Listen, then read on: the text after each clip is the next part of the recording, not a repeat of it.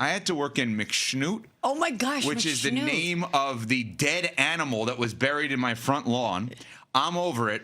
Ah, yes. Like when you go into the power rankings. Yes. Bruh for Jeff Saturday. Okay. Hibachi Oh, my for gosh. our hibachi cookout. Young Dreidel, which had been my nickname for a little bit. That's not an easy thing to work into a game. At our holiday party when we did karaoke. We did karaoke. Young Dreidel. That's right. 8 interceptions.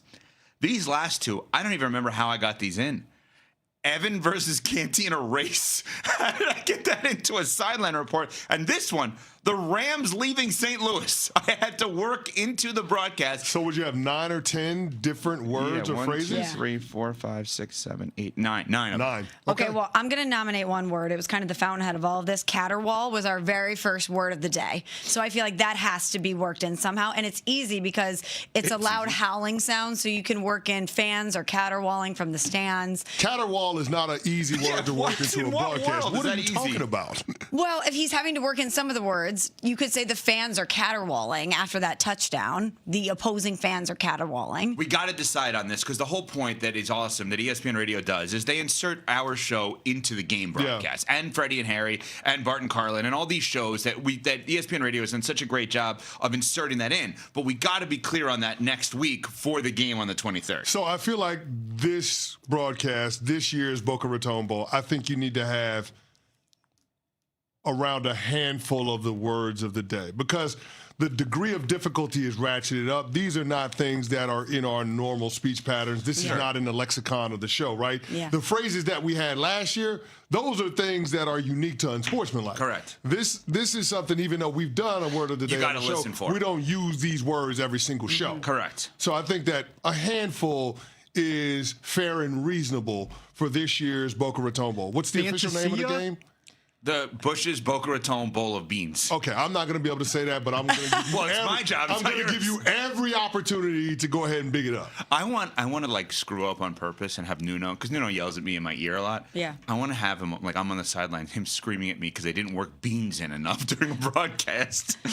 So, Nuno, 6 of them? Is that, or no, 5 or 6 I said of them? a handful of them. A handful. All right, is that good?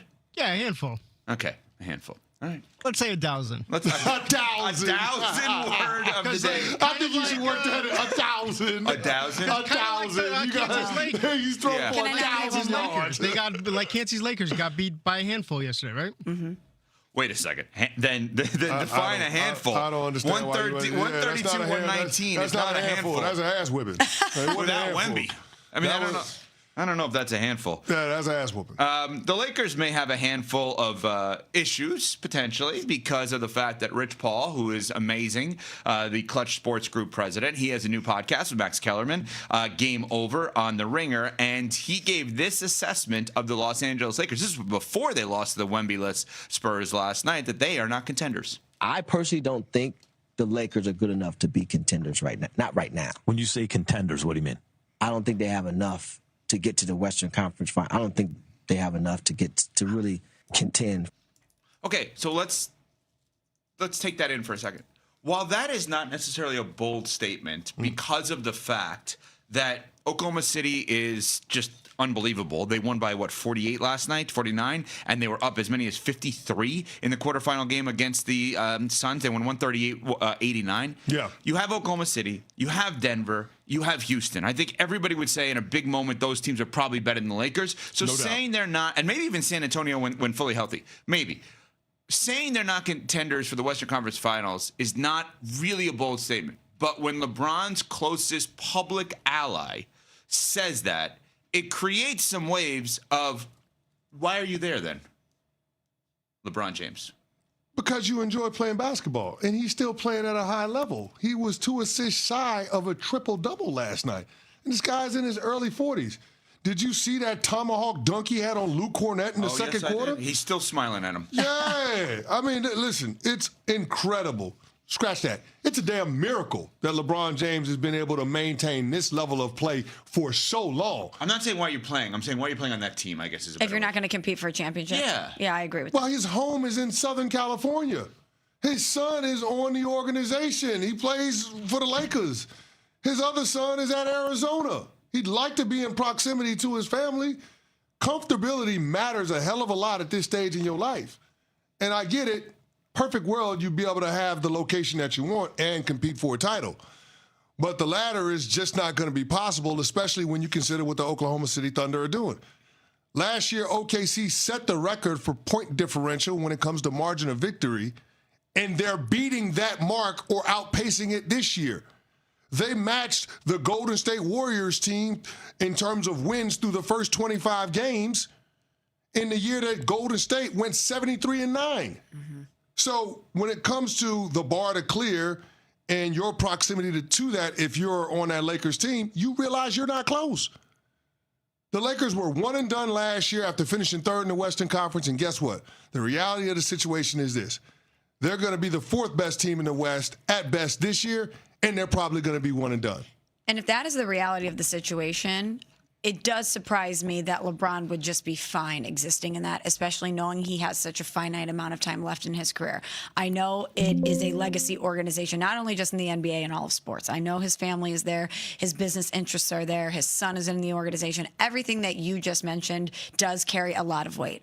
But I think from a fan's perspective, you think about this being the second greatest player of all time, someone chasing ghosts, someone trying to add to their legacy, especially at this time of the year when or a time of his career when he's still playing at a high level, and you think, do you really want to put all that effort into what will ultimately be a less than championship effort from your team? Here's the thing that I'll say, and this is, when we have conversations like this, it illuminates the fact that we don't love LeBron as much as we love Michael. Because I remember when Michael Jordan went to the Wizards, and we weren't questioning why he would go to an organization or a team that couldn't contend for a championship. Everybody just wanted to see him play basketball because they recognized how great he was. We're only scrutinizing LeBron. We scrutinize LeBron James in a way that we don't do with the other all-time greats. Hell, we didn't do that with Kobe Bryant. Now, I get it. It's a different set of circumstances because Kobe's 2 decades-long career, he stayed with one team. But when Kobe was in those final years with the Lakers, we knew he wasn't winning a championship. Didn't stop me from wanting to watch Kobe Bryant play. Yeah. So we're doing this thing with LeBron James, and I think that it's, and I'm not a LeBron James defender by any means, but I feel like it's a bit unfair to treat him this way, especially with how good he still is. Very astute and interesting point I had not thought about. I would just counter that with Kobe wanted to be like Mike. LeBron wants to beat Mike. Totally different, right? Kobe's last year is playing in basketball. It's the verses. It's the verses. Kobe was desperate and was amazing at putting the and between he and Michael. LeBron wants the verses. So the verses means there's one number, and it's 6. Whether it's fair or not, that's how we look at it. Well, it don't matter because the Lakers he ain't getting a 6. Ain't going to help him get to the 6. They can't defend the 3. They can't make threes. They have 0 rim protection, and their bench leaves something to be desired. They got outscored 48-31 when it comes to bench scoring by the Spurs. Yeah, not great. Coming up, a stunning turn of events in college football. We will get to that next. We're on Sportsmanlike, presented by Progressive Insurance. I'm going to nominate one word. It was kind of the fountainhead of all of this. Football Sunday on ESPN Radio.